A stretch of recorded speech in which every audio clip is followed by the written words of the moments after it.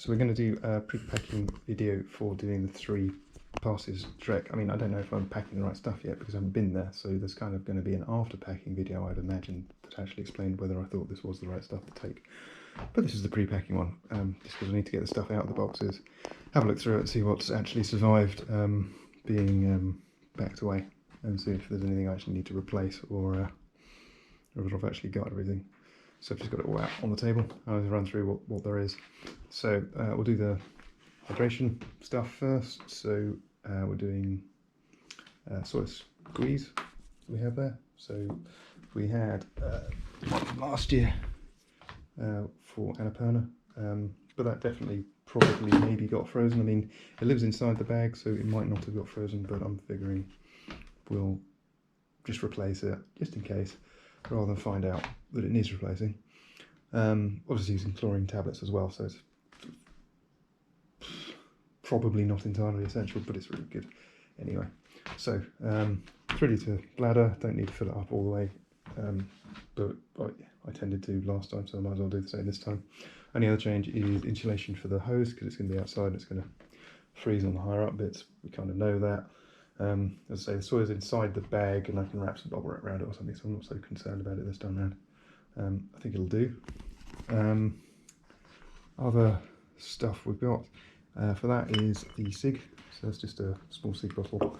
I'll probably take a plastic bottle as well, because if the pack is freezing you might not be able to drink the water out of it through the tube. So SIG bottle for that. Should be fine.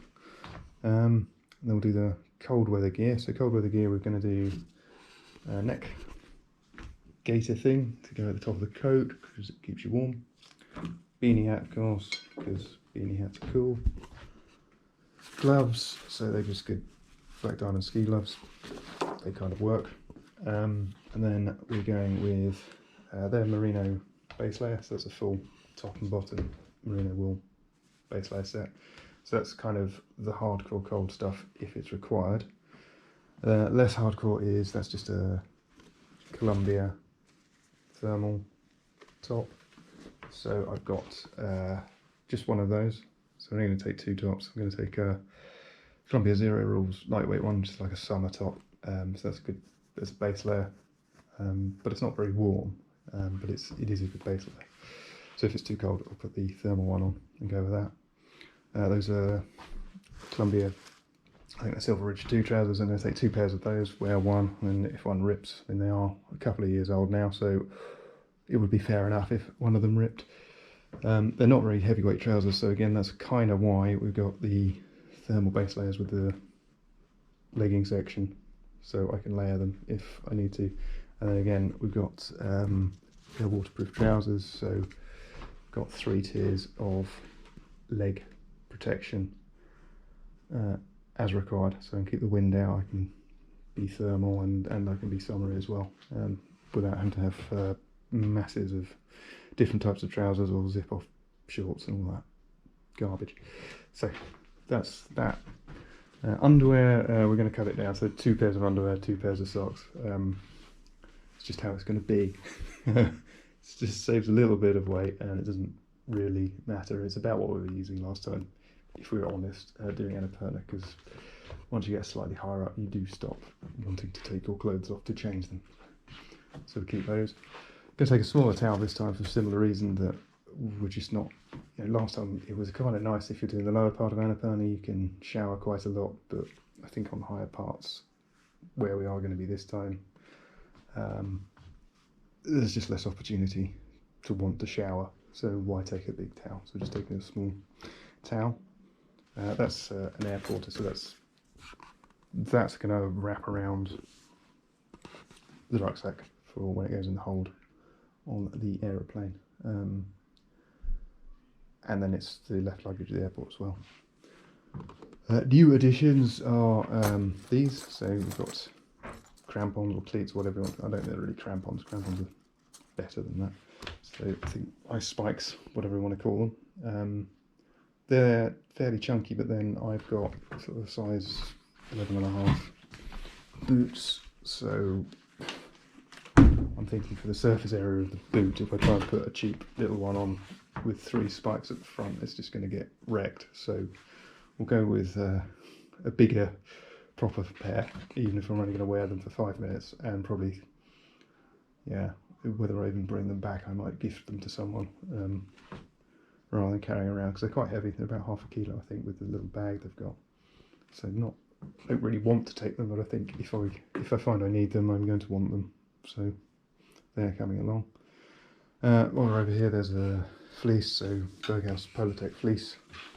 We've got opposite side, you've got the Berghaus shell jacket, and then you've got a Berghaus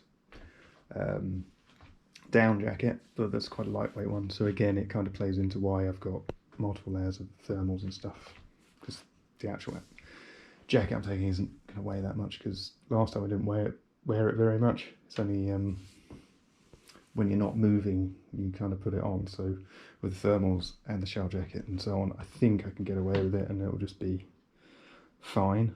I said at the start, reason for getting stuff out before you go is to just make sure everything's in one piece, so I might need to replace those, or just go one-eyed or something. I'm not really too sure. Obviously, not going to go without toilet paper, but it's not just obviously for its usual usage, it's also for drying out your boots, for example. It will, if you stuff your boots full of toilet paper, they will dry out, which is quite useful. You just have to leave it probably half an hour, then swap the paper out and rinse and repeat until you've dried your boot.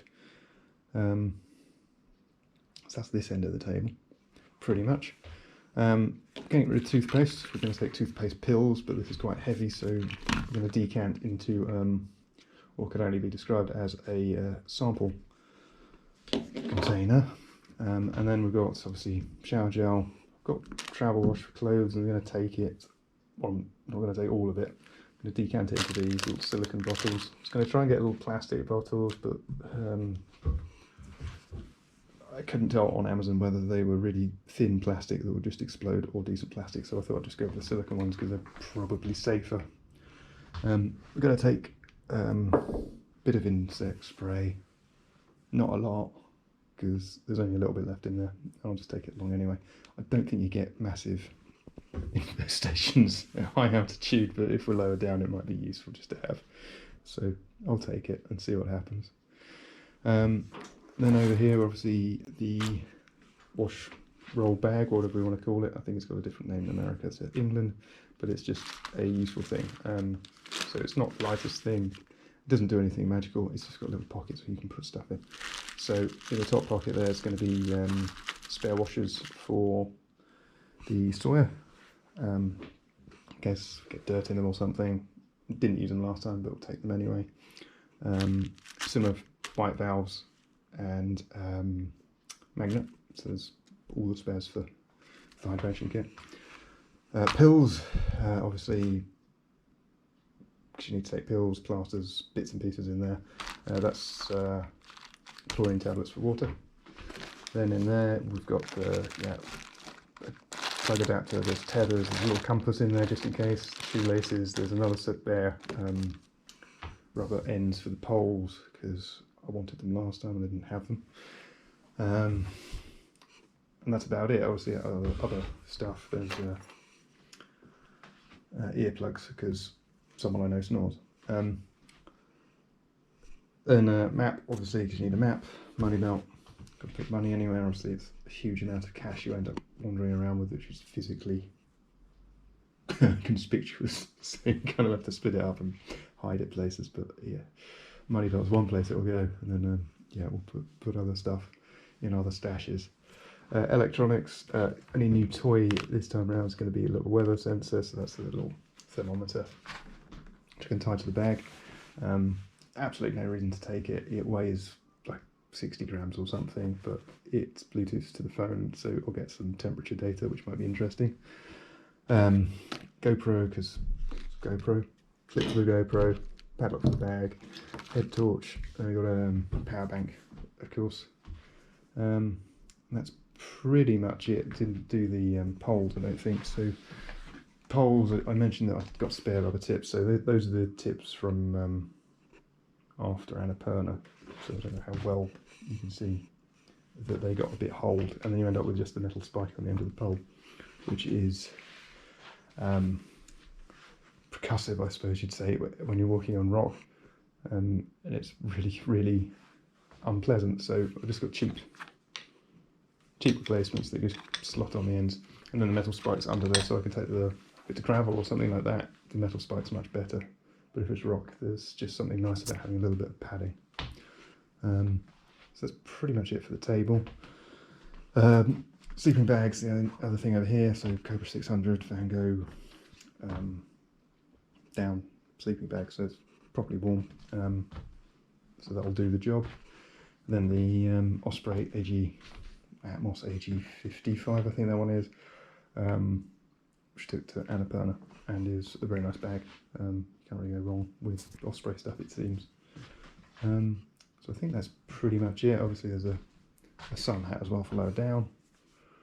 Need to print off the paperwork, get the rest of the clothes, the other pair of trousers, the missing bit of underwear and stuff.